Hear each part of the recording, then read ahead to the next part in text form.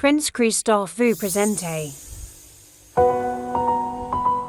Hello everyone! This is Shane Kong. We are the Giving Your Best Musical. The most popular of country Madagascar in Mahajanga.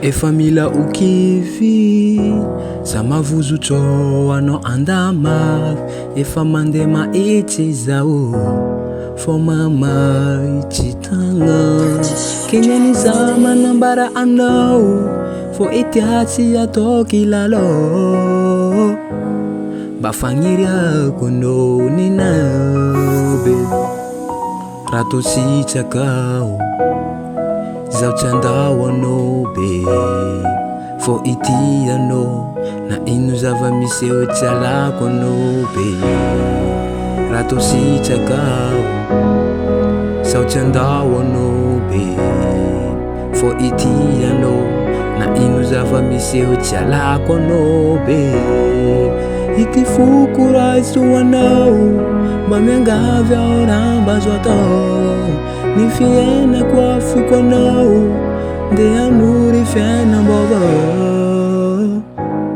antsika roa be avy agnaty foko tegna ambara fa hoe zalovy aminao anao radoko magnasitragna kofa maraza kanefa tsy say za magnategna anao mba silapagnay fitiavako anao tsy mety maty antsika roa iriko omanja maty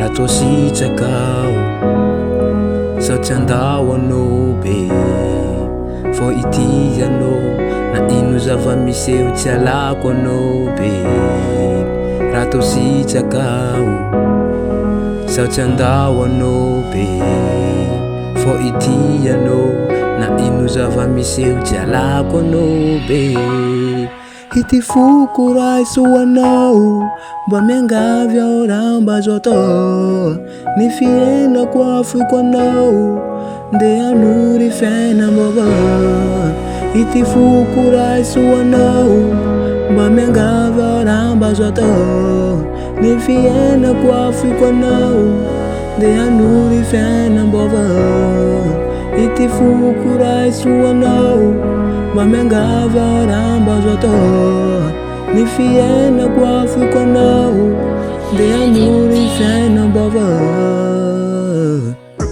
Chin, comma, me represent. Yeah, man, bad man, woke again, Jamin. Thanks for watching my video.